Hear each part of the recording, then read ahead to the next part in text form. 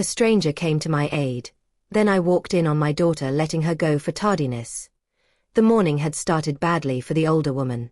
Not in a dramatic way, but in the slow, grinding way that wears a person down. The bus had been late. Her phone battery had dropped to a red warning, even though she swore she charged it overnight. One of her shoes felt tighter than the other, and every step reminded her knees that they were not young anymore. She stood near the edge of a busy street, holding a small bag close to her chest, trying to breathe through the noise and the pressure of the day already pressing on her shoulders. Hit that subscribe button and tap the bell icon so you never miss our latest uploads. People rushed past her in every direction. Some stared at their phones. Some talked loudly into headsets. Others walked fast with their heads down, like the ground might open if they slowed. The older woman tried to step forward to cross the street, then stepped back again when the signal changed too quickly. She sighed, long and tired, the kind of sigh that comes from holding too much inside for too long. She was not asking for help. She had learned years ago not to. Asking took energy she did not have, and sometimes it brought looks that made her feel small. So she stood there, waiting, shifting her weight from one foot to the other, hoping the light would give her enough time next round. A few steps away, someone else noticed her. Not because she was loud or dramatic, but because she looked like she was carrying a heavy day on her back. The stranger was not in a hurry, or maybe chose not to be. While others flowed around them like water, this person slowed down and watched for a moment. The stranger did not rush in. There was no loud question, no sudden grab. Just a calm step closer and a gentle voice asking if she needed a hand. The words were simple. No pressure. No rush. The older woman looked up, surprised. Her first reaction was to shake her head. Pride came faster than honesty. But then the light changed again, and the moment slipped, and her shoulders fell a little. I just need a bit more time, she said quietly, almost embarrassed by how small her voice sounded. The stranger nodded, like that made perfect sense. They stepped closer to the curb with her, not too close, not too far. When the light changed again, they moved together, matching her pace without pushing or pulling. Cars waited. Some drivers tapped their wheels. Others stared straight ahead. Halfway across, the older woman's bag slipped from her grip. Papers slid out and scattered near her feet. For a second, panic flashed across her face. It was the kind of panic that came from too many small things going wrong in a row. Before she could bend down, the stranger knelt and gathered the papers quickly. They handed them back one by one, making sure nothing was missing. The crossing light began to blink, counting down, but the stranger stayed calm. They reached the other side just as the signal changed. The older woman let out a breath she did not realize she had been holding. Her hands shook slightly as she adjusted her bag. "Thank you," she said. This time her voice was stronger, but her eyes were wet. The stranger smiled, not the kind of smile that asks for praise, but the kind that says, "This is normal, this is fine."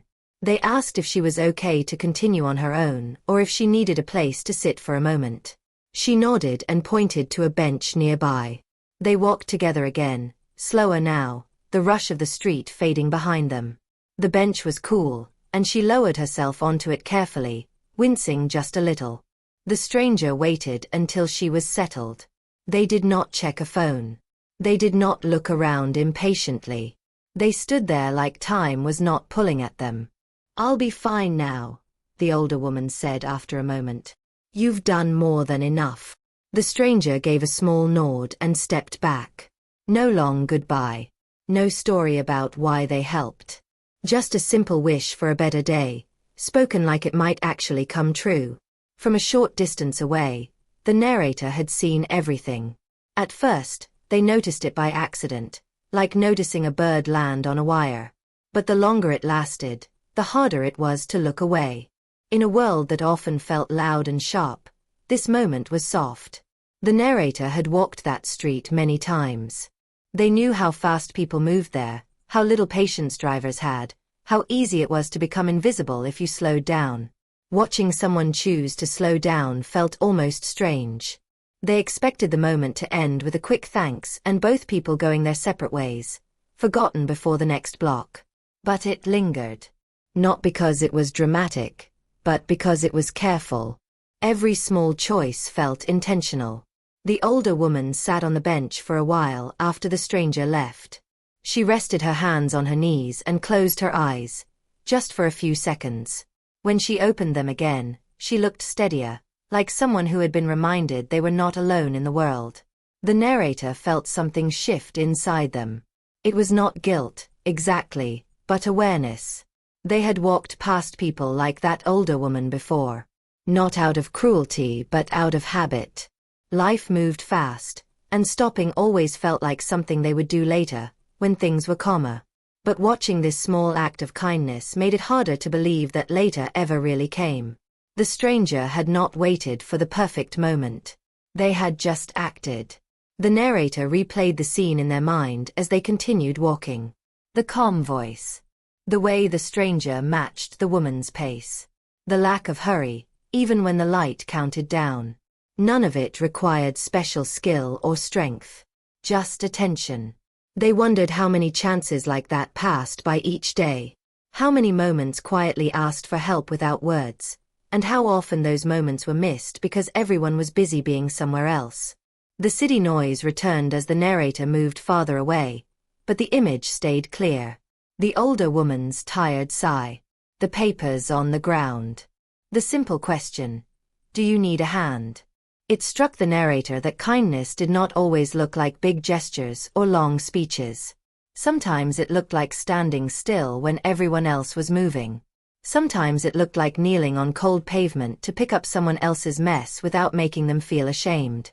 By the time the narrator reached the next corner, they realized their own pace had slowed. They noticed more faces. More small details. A person struggling with a door. Someone searching a bag with growing stress. They did not know if they would always stop.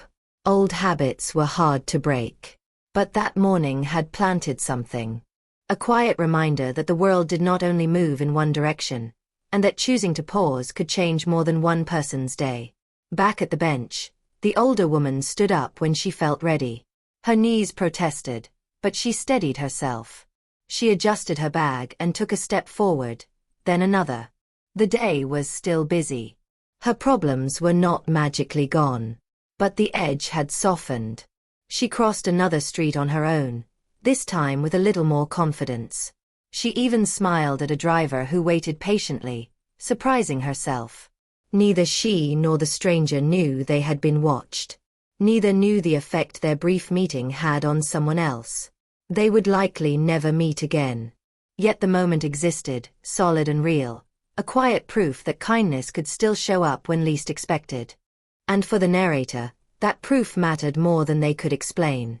It followed them like a steady warmth, long after the noise of the street faded, reminding them that even on the roughest days, a small, sincere act could make the world feel human again. The narrator did not expect to hear a voice behind them after taking only a few steps away from the bench. But it came softly, not rushed, asking if they had a moment. When the narrator turned, it was the stranger from before. The same calm presence. The same tired eyes that looked alert but worn, like someone who carried responsibility even during quiet moments. They hesitated for a second. Life usually moved in straight lines. Help someone, walk away, forget. But something about the morning had already shifted the rhythm. So the narrator nodded and stopped. The stranger did not come too close. They stood at a respectful distance, hands loosely folded, as if careful not to take up more space than needed. I just wanted to say, the stranger began, then paused, searching for the right words. Thank you for waiting back there. Some days it helps just knowing someone sees what's happening. The narrator felt surprised. They had not done anything, at least nothing they thought mattered. You handled it well, they replied. Not everyone would slow down like that. The stranger gave a small, tired smile. You learn to slow down when you're always afraid of being late. That sentence lingered in the air. It sounded simple, but it carried weight. The narrator did not rush to fill the silence. They waited. The stranger looked down the street, then back again. I don't usually stop, they said. But today felt heavy. For everyone. Something about the honesty opened a door. The conversation was not planned, but it unfolded naturally, like two people resting at the same spot on a long road. They spoke quietly. The stranger shared small pieces of their life, never in a dramatic way, never asking for pity. Just facts, laid gently on the ground. Long work hours that started before sunrise. A job that did not forgive lateness, even by minutes. The constant math of bills and groceries, of deciding what could wait and what could not. I'm always watching the clock, the stranger said. On the bus. At intersections. Even when I sleep, I feel like I'm running late for something. The narrator listened closely. They noticed how the stranger chose their words carefully, like someone used to being misunderstood. Does it get easier? The narrator asked. The stranger thought for a moment. You get better at carrying it, they said. I don't know if that's the same thing. The answer stayed with the narrator. It felt honest in a way that did not try to comfort. The stranger explained that being late was not just an inconvenience. It could mean a warning. Or a cut in hours. Or worse. Each morning began with quiet fear, the kind that sat in the chest and never fully left. I don't talk about it much, they added. People hear late and think it's about time. But it's really about control. About how fragile things can be. The narrator nodded slowly. They had their own pressures, their own deadlines, but this felt different. Sharper. More constant. They stood there longer than either expected. Cars passed. A breeze moved through the street. The bench behind them creaked as someone else sat down. The narrator felt a strange pull, an unexplainable sense of connection. Not romance. Not friendship. Something quieter. A recognition. Like seeing a reflection you did not know existed. I'm glad you stopped today, the narrator said, surprising themselves with how sincere it sounded. The stranger looked relieved. Like the words mattered more than they let on. Me too, they said. Most days feel invisible. That word landed softly but deeply. Invisible. The narrator thought of how many people moved through the city unseen, not because they hid, but because no one paused long enough to notice. The stranger checked the time, then sighed. The familiar tension returned to their shoulders. I should go, they said. The clock doesn't care how meaningful a conversation is. The narrator smiled, though something in their chest tightened. I hope your day goes easier, they said. The stranger hesitated, then spoke again. If it doesn't, they said quietly, at least this part was kind. They nodded once more and turned away, their steps quick but controlled, like someone balancing urgency with care. The narrator watched them disappear into the crowd. The moment should have ended there. A brief exchange. Another story lost in the noise of the city. But it did not end. As the narrator continued walking, the conversation replayed in fragments. Long hours. Fear of being late. Bills. Fragile balance. None of it felt random. It felt like a message delivered too early to understand. They felt grateful, though they could not explain why. Grateful not just for the kindness shown earlier, but for the honesty shared without demand. It felt like being trusted with something important, even briefly. The narrator checked their own watch. They were on schedule. Always were. For the first time, that comfort felt strange. They reached their destination and went through the motions of the day, but their focus drifted. Meetings passed. Conversations blurred. The stranger's words surfaced again and again. By afternoon, the narrator caught themselves looking at the clock differently. Each minute felt heavier. Not threatening, but meaningful. A reminder that time pressed differently on different lives. They wondered where the stranger was now. If they had made it on time. If the day had been kind in return. The narrator did not know that this question would soon matter more than expected. That the quiet hardship shared that morning was not just background detail, but a thread about to weave itself into their personal life. For now, all they felt was a lingering sense of connection. The kind that stays after a conversation ends. The kind that makes ordinary moments feel charged with unseen meaning. That evening, as the narrator headed home, the street looked the same as always. Busy, loud, unforgiving. But it no longer felt distant.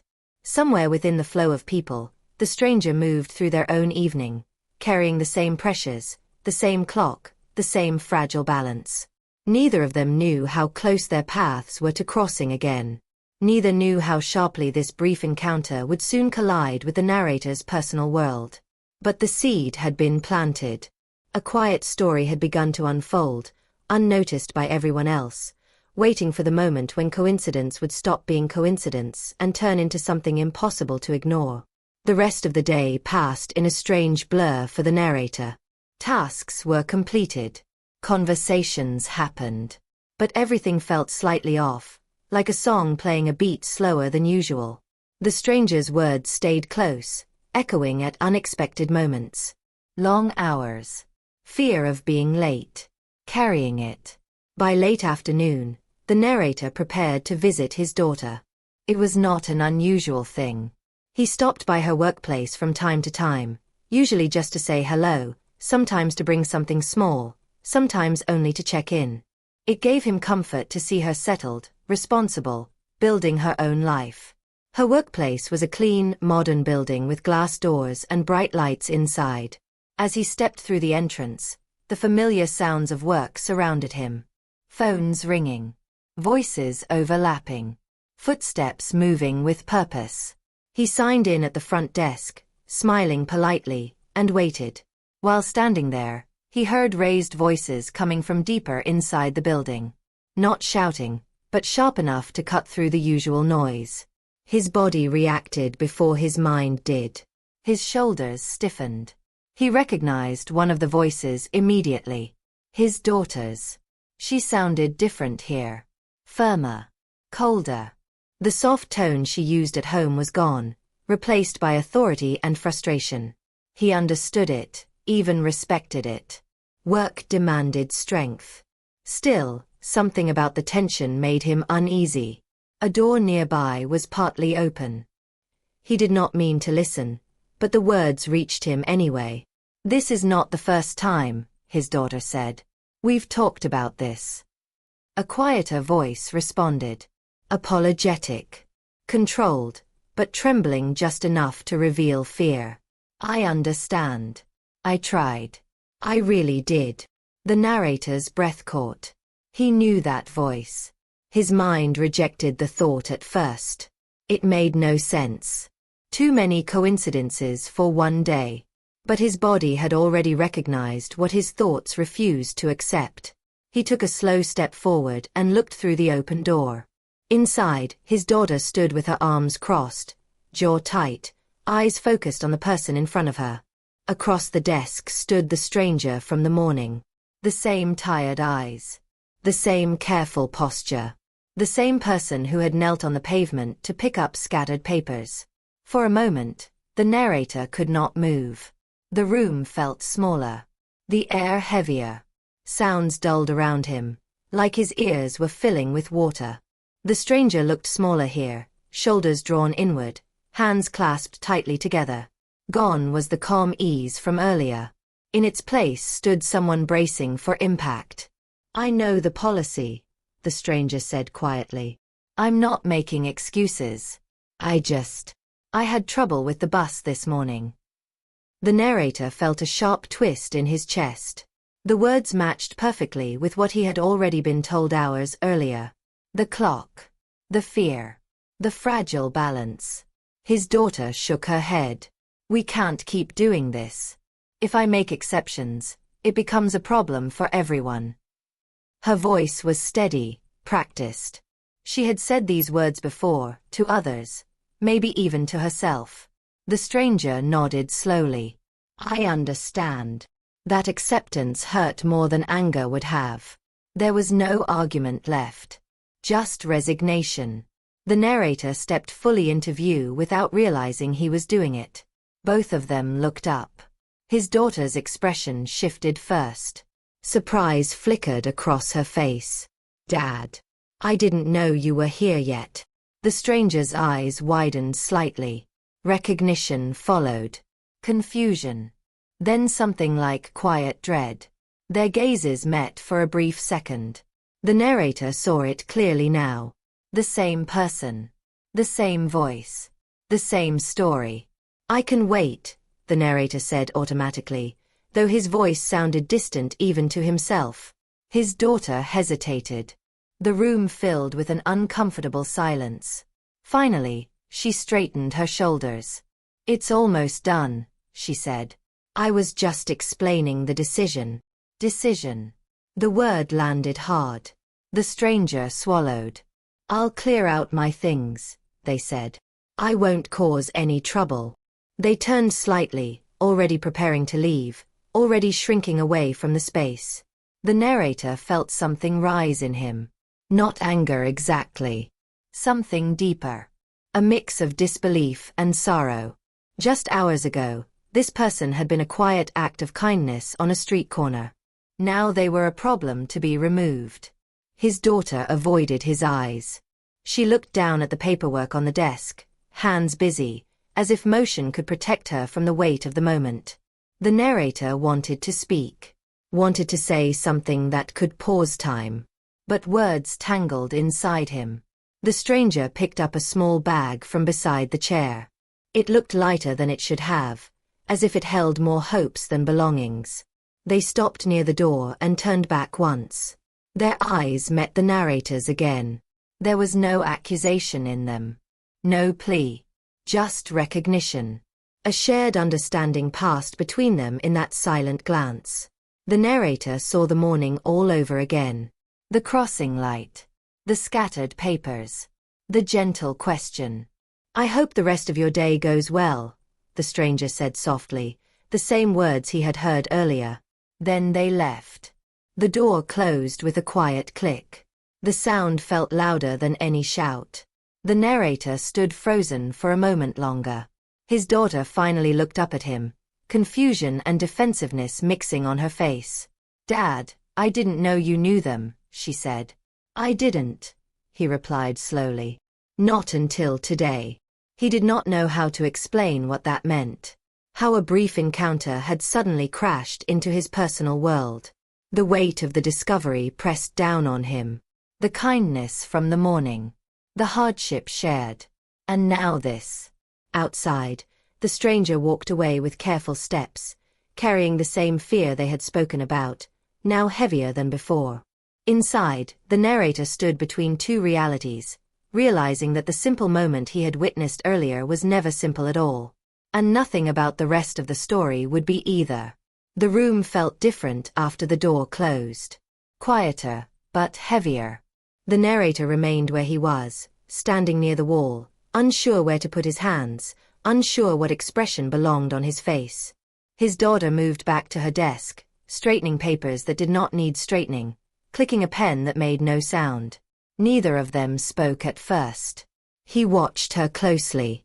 She looked composed, professional, exactly the way he had always encouraged her to be. Strong. Capable. Someone who did not let emotion interfere with responsibility. Seeing that part of her now filled him with pride and discomfort at the same time. "I didn't plan for you to see that," she said finally, without looking up. "I know," he replied. Silence returned. It stretched longer than either expected. She exhaled slowly and sat down. "You know how this works," she said. "Rules are rules. If I start bending them, everything falls apart." He nodded. He did know. He had spent most of his life living by schedules, expectations, and consequences. He understood systems. He understood order. Still, his mind kept drifting back to the street corner. To the calm voice. To the way the stranger had helped without hesitation, even while worried about the clock. "She said she understood," his daughter continued. "That matters. It wasn't personal. The narrator felt the tension inside him tighten. Sometimes, he said carefully, things can be personal even when we don't mean them to be. His daughter looked up then. Her eyes were steady, but something flickered beneath the surface. Dad, if I don't enforce the policy, I'm not doing my job. People are watching. This isn't just about one person. He heard the truth in her words. He also heard the shield they provided. I'm not saying you're wrong, he said. And he meant it. He stopped. The rest of the sentence did not want to come out clean. She leaned back in her chair, arms crossed now, mirroring the posture he had seen earlier. You don't see what I deal with every day, she said. Late arrivals. Missed deadlines. Excuses that all sound reasonable on their own. If I let one slide, it becomes 10. He imagined her standing here day after day, making decisions that affected real lives, carrying the weight of being fair and firm at the same time. It was not easy. He knew that. And yet, she wasn't making excuses, he said quietly. She was explaining her reality. His daughter frowned slightly. You spoke with her? Yes, he said. This morning. The words changed the air between them. He told her, slowly and without drama, about the crossing light. The dropped papers. The brief conversation. He did not exaggerate. He did not accuse. He simply shared what he had seen and heard. His daughter listened, her expression unreadable. When he finished, she looked down at her hands. That doesn't change the situation, she said after a moment. I know, he replied. But it makes it harder, she added. He felt a small wave of relief at that. At least she felt it too. She stood and walked to the window, looking out at the parking lot below. I didn't want to do it, she said quietly. But wanting and doing are not the same thing. The narrator felt torn in two directions. One part of him wanted to stand beside his daughter, to reassure her that she had done the right thing, that discipline mattered, that leadership was lonely. Another part of him wanted to walk outside, find the stranger, and tell her she mattered. That her kindness had been seen. That her effort had not gone unnoticed. Both parts felt honest. Both pulled hard. He realized then that this was the space no one talked about. The space between policy and people. Between fairness on paper and fairness in life. His daughter turned back toward him. You support me, right? She asked, not as a challenge, but as a quiet request. He swallowed. I support you, he said. And he did. She nodded, though her shoulders remained tense. But, he continued gently, I also can't pretend I didn't see what I saw this morning. Her eyes softened slightly. Neither can I, she admitted. They stood there, both carrying their own versions of the same weight. Outside, the workday continued. Emails were sent. Meetings resumed. Life moved forward without pause. Inside that room, the narrator understood something he had never fully grasped before. Doing the right thing did not always feel right. Sometimes it felt heavy and complicated and unfinished. He placed a hand on his daughter's shoulder. Not to correct her. Not to comfort her fully. Just to remind her she was not alone in the discomfort. She did not pull away. As he prepared to leave, his thoughts returned once more to the stranger walking away with a small bag and a shaken balance. The kindness from the morning now carried a sharper edge. He stepped back into the hallway, carrying the conflict with him. Loyalty pulled one way. Gratitude pulled another. And he knew this inner struggle was far from over. The narrator did not leave the building right away. He stepped outside, letting the door close behind him, and stood still for a moment. The late afternoon air felt heavier than it should have. Cars moved in and out of the parking lot. People laughed somewhere nearby. Life continued, unaware of what had just happened inside. He scanned the area slowly. Then he saw her. The stranger sat on a low concrete edge near the side of the building, her small bag at her feet. Her shoulders were slumped now, the careful control from earlier finally slipping away. She stared at the ground, hands folded tightly together, as if holding herself in one piece. He hesitated. Part of him wondered if he should leave her alone. She had already lost enough dignity today. But another part, stronger, reminded him that silence was often what hurt the most. He walked toward her slowly, making sure his steps were heard. She looked up when he was a few feet away. Surprise crossed her face, followed quickly by embarrassment. "I'm sorry you had to see that," she said. "That wasn't how I wanted your visit to go." "You don't owe me an apology," he replied. "Do you mind if I sit for a moment?" She shook her head and shifted slightly to make space. They sat side by side, not facing each other, both looking out at the parking lot. For a while, neither spoke. The silence felt different this time. Not awkward. Just full. "I didn't lie earlier," she said quietly. "About the bus." "I know," he replied. She took a deep breath, then another, like she was deciding whether to open a door that could not be closed again. "There's more to it," she said. "There always is." He waited. She told him slowly, choosing simple words, never raising her voice. She explained how her mornings began before sunrise, how she prepared food for someone else before she prepared herself, how she checked her phone again and again, counting minutes, hoping nothing would go wrong. She spoke about sharing responsibilities that did not show up on any schedule, about making sure someone was safe before she left the house, about choosing between arriving early and leaving someone vulnerable. "Some days," she said, "I make it. Some days I don't." He felt a tightness grow in his chest. She explained how she had asked for help before, how she had tried to adjust her hours, how each request came with risk. "You don't want to be seen as difficult," she said. "You don't want to be replaced." She gave a small, tired laugh. "Being on time is easier when your life is simple." The narrator thought of his own mornings. Coffee. A quiet house. A predictable routine. He had never questioned it. "I stayed late whenever they asked," she continued. "I covered shifts. I skipped breaks. I thought if I gave enough, it would balance out the minutes I lost." She paused, eyes fixed on the ground. "I was wrong." The words hit him harder than anything else she had said. "I didn't help this morning because I had extra time," she added softly. "I helped because I know what it feels like to be standing there, hoping someone sees you." He closed his eyes briefly. The weight of her story settled over him, heavy and undeniable. This was not about one late arrival. It was about survival. About invisible sacrifices made every day without recognition. "I don't know what I'll do next," she admitted. "I just know tomorrow will be harder." He turned toward her then. "Your kindness mattered," he said. "It still does." She nodded, though her eyes shone. Sitting there, he felt something shift inside him. The conflict from earlier deepened into something sharper.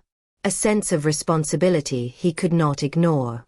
He had seen the system from the inside and the outside, all in one day. This was not just a sad story. It was a call. He did not make promises. He did not offer solutions he could not control. But he knew one thing clearly. Doing nothing was no longer an option. As they stood to leave, he felt the urgency settle in his bones. The world had shown him a truth he could not unsee. And he knew that what happened next would matter, not just for her, but for the kind of person he chose to be. The narrator did not sleep well that night. His mind kept returning to the same moments, replaying them with new weight. The street corner. The office. The quiet bench by the building. Each scene layered on the next until rest felt impossible. By morning, he knew what he had to do. He arrived at his daughter's workplace earlier than usual, not to interrupt her day, but to speak before it fully began. The building was quieter now. Fewer voices. Softer light. The kind of calm that existed only before responsibility took over. She looked surprised when she saw him waiting nearby. "Everything okay?" she asked, concern flashing across her face. Yes, he said. I was hoping we could talk. Just for a few minutes. She hesitated, then nodded. They found an empty room and closed the door behind them. He did not start with blame. He did not raise his voice. He simply told her about the morning again, this time more slowly. He described how the stranger had stopped without being asked. How she had matched the older woman's pace. How she had knelt to gather scattered papers as the clock counted down. His daughter listened, arms at her sides, her expression unreadable. Then he told her about the conversation afterward. About the fear of being late. About the long hours and constant pressure. About how the kindness she had shown cost her time she did not have. Finally, he told her about what he had learned outside the building. The early mornings. The unseen responsibilities. The sacrifices that never appeared on a schedule. She didn't want special treatment, he said quietly. She just wanted to survive. His daughter looked away. I know the rules matter, he continued. I know consistency matters. I taught you that. But leadership isn't only about enforcing policy. It's about understanding the people affected by it. She exhaled slowly. You think I don't understand that? She asked. I think you understand it, he said. I just think the system doesn't leave much room to act on it. The words settled between them. She sat down, resting her elbows on her knees. For the first time since yesterday, the firmness faded. If I make exceptions, she said, I risk everything I've worked for. I risk being seen as weak. Or unfair. I know, he replied. And I'm not asking you to undo what's already been done. That caught her attention. She looked up. I'm asking you to think about what kind of leader you want to be, he said. And whether there's space, even a small one, for empathy within the rules. She was quiet for a long time. I didn't sleep either, she admitted. I keep hearing her voice. The way she accepted it. He nodded. Sometimes acceptance is just exhaustion. Her eyes filled, though she blinked it back quickly. I followed the policy, she said. But it didn't feel like a win. That feeling matters, he said gently. They sat there together, no longer parent and child, but two people facing the same uncomfortable truth. That doing things by the book did not always mean doing them right. I don't know what I can change, she said finally. You don't have to know yet, he replied. You just have to stay open. She nodded slowly. As they stood to leave, he placed a hand on her shoulder, the same way he had the day before. This time, it felt lighter. Less conflicted. She looked at him. Thank you for telling me, she said. Even though it hurts. He smiled softly. Especially because it hurts. They stepped back into the hallway, carrying the weight of the conversation with them. But something had shifted. The rules were still there. The consequences still real. But empathy had finally entered the room. The rest of the day moved slowly for the daughter. She went through meetings, answered questions, signed off on decisions. From the outside, everything looked the same. Inside, nothing was. She found herself replaying moments she had ignored before. The way the stranger stood in front of her desk. The calm acceptance in her voice. The lack of anger. It bothered her more than an argument ever would have. She had worked hard to get where she was. Long nights. Missed gatherings. Sacrifices she rarely talked about. She had learned early that success came from discipline and consistency. That rules created fairness. That emotions, if left unchecked, could undo everything. That belief had carried her far. But now she wondered what it had quietly taken from her along the way. She remembered her early days at work, when she was the one afraid of being late, afraid of making mistakes, afraid of being seen as replaceable. Back then, she had promised herself she would never become careless with other people's lives. Somewhere between then and now, the lines had blurred. She sat alone during her break, staring at her phone without seeing it. Her father's words echoed in her mind. Not accusations. Questions. What kind of leader do you want to be? She realized leadership was not just about who followed the rules, but about who felt seen while doing so. She had been so focused on proving she belonged that she had stopped asking whether the system she protected deserved unquestioned loyalty. She thought about the example she was setting. Not just for her team, but for herself. If success required shutting down empathy, was it success at all? By the end of the day, she knew one thing clearly. Doing nothing would be a choice. And it would be the wrong one. She stayed late after everyone else left. The office lights dimmed automatically, leaving the space quieter, more honest. She pulled up records, reviewed notes, reread policies she knew by heart. There were rules. But there were also options she had never seriously considered. The next morning, she made a decision. It was not dramatic. It did not erase the past. But it mattered. She reached out. When the stranger answered, her voice carried surprise, then caution. The daughter spoke plainly. She acknowledged the decision that had been made. She did not pretend it hadn't hurt. Then she spoke about values. About responsibility. About balance. About recognizing effort that numbers failed to show. She explained what she could offer. It was not charity. It was accountability paired with understanding. Clear expectations, but real flexibility. There was a long pause on the other end of the line. I don't want special treatment, the stranger said quietly. I know, the daughter replied. That's why I'm calling. When the call ended, the daughter sat back, her hands trembling slightly. She did not know how the future would unfold. She only knew she had chosen to lead with intention instead of fear.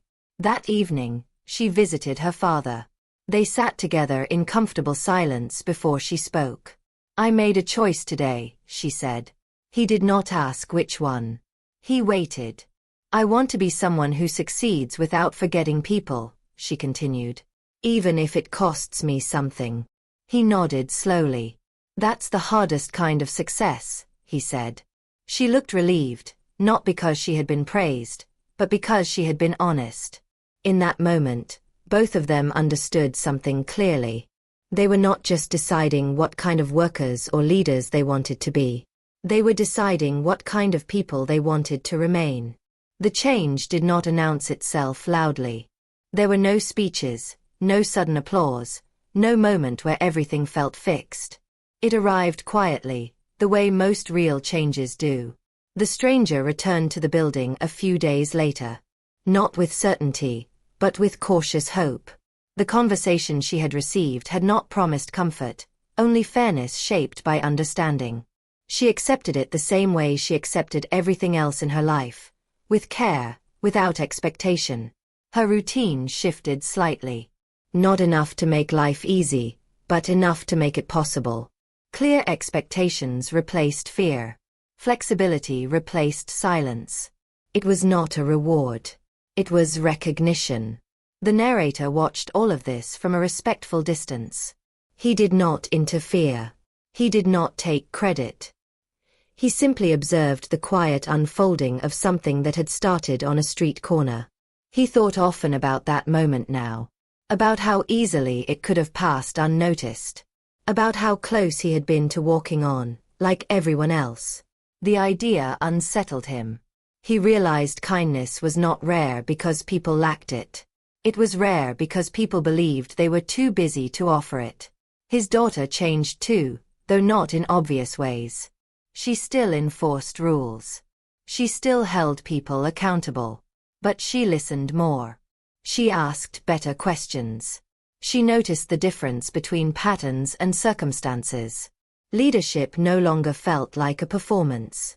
It felt like responsibility. One evening, long after the workday ended, she sat with her father again. The house was quiet. The world outside moved on without them. I didn't fix everything, she said. You weren't meant to, he replied. I just didn't want to become someone who forgot what it felt like to struggle, she continued. He nodded. That's how compassion survives. They sat in silence, comfortable and reflective. The narrator understood now that the lesson had never been about one job or one decision. It was about attention. About choosing to see people fully, even when systems encouraged distance. The older woman from the street corner crossed that same intersection many times after. Sometimes with help. Sometimes alone. She never knew how far her small moment of need had traveled. The stranger continued forward too, carrying the same responsibilities, but with one less weight pressing down. She still watched the clock. But she no longer felt invisible. And the narrator carried the memory with him, not as a burden, but as a reminder. A reminder that humility does not weaken strength. That grace does not erase accountability. That a single act of kindness, offered without expectation, can ripple outward in ways no one can predict. The world did not slow down. But for those touched by that one moment, it felt more human. And sometimes, that is enough.